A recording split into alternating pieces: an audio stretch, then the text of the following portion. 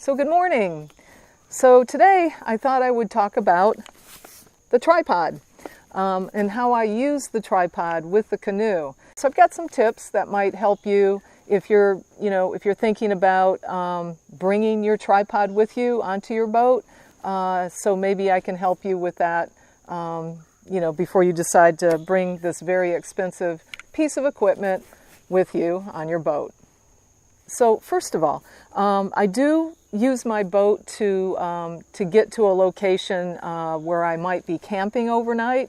That might include, in the 10,000 islands, I'll paddle out to one of the islands and I'll have my tripod with me because I can set the tripod up on land. I just have to get it there.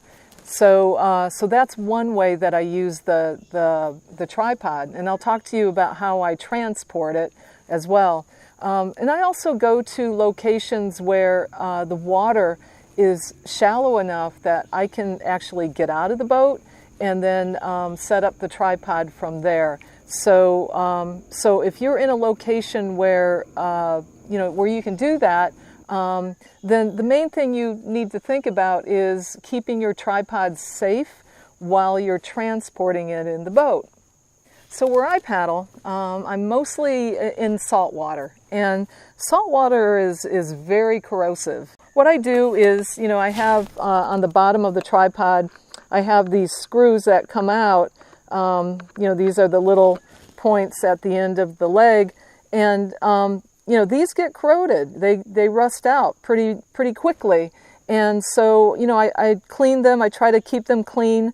I'll put some WD-40 on there to clean it, and then I'll spray some corrosion blocker on there, and that seems to help at least minimize the corrosion. But water is going to get inside that tripod, and inside the legs it's carbon fiber or plastic, so I don't worry about the corrosion there.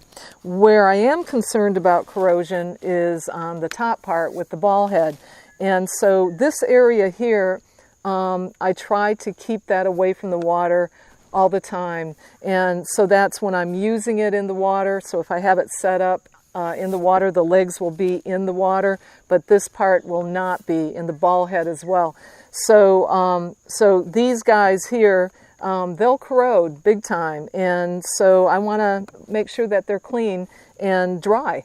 So that means that when I'm transporting this in my canoe, I have to also make sure that I'm keeping it dry.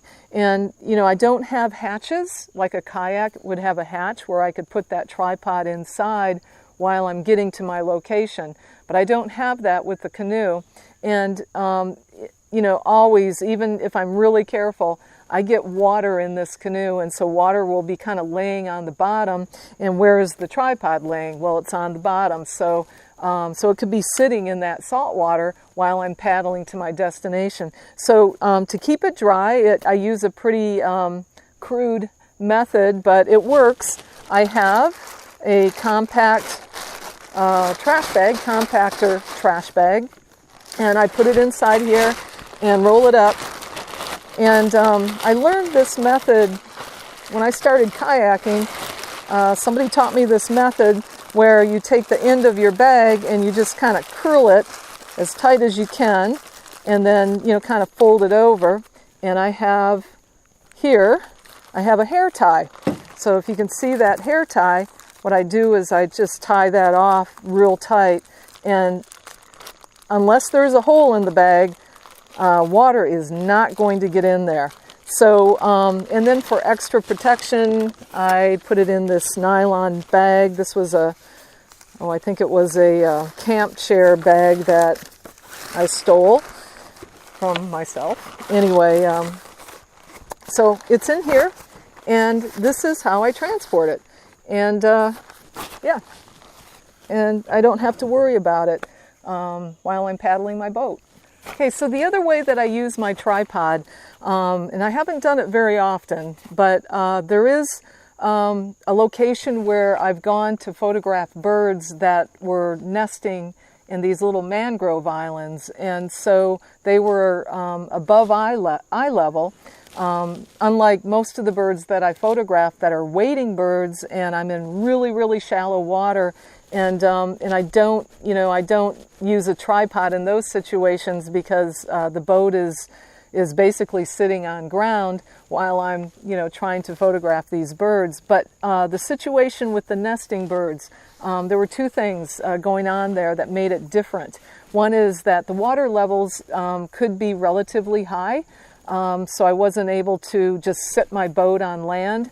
And the other thing is, it was really important that I kept a distance from those birds. So my boat would be at least over 100 feet away from the mangrove island, and there would be several nests. And I would get there in the morning with the sun behind me, and I would find a location where I could just stake out my boat. So remember, I have my stakeouts that stabilizes my boat, keeps it in one place. And I would sit there once I knew that I had at least one or two nests in good light that I could photograph. I would just sit there for 2-3 hours and photograph them. So so that's when I used a bigger lens, and not as big as some people, these big gigantic lenses that are really, really difficult to handhold. But even the lens and the vertical grip attached to my camera made it very hard for me to just handhold. So I thought, well, I could use a monopod, but that is just so, it's just clumsy. So I thought, okay, I'm going to set up my tripod, and I'm going to put the gimbal head on the tripod and just put it right in front of me. As long as I'm not having to move, I can just sit there, and I would have, a nice range to photograph. I could turn the gimbal head and photograph those birds. So that worked pretty good. Now, is the boat moving while I have the camera on the tripod? Of course. Even in the calmest situation, the boat is still going to move a little bit, and anytime I move, the boat moves, and if the boat moves, the tripod moves. But the whole point of me using the tripod, and the whole point that other photographers that use tripods in their kayaks and canoes, is so that they don't have to handhold their camera. Okay, and last, how I use the tripod is in certain areas like where I am right now. I don't get out of my boat because of the muck. It's just very difficult to get in the water here. But I can put my tripod in there. Because of the softness of the mud, I do have to get that tripod in the water and really push it down nice and sturdy. But it really works. So I want to make sure, first of all, that the boat doesn't move. So again, my stick-it pins that I use keeps the boat from moving. It also keeps the boat from knocking into the tripod. So that has worked for me, especially for long exposures. It's a little awkward, takes a little getting used to, but at least in my area where I photograph, it works perfectly. I hope that my experiences and my tips will help you to think of ways that you can expand your photography while using your boat as well.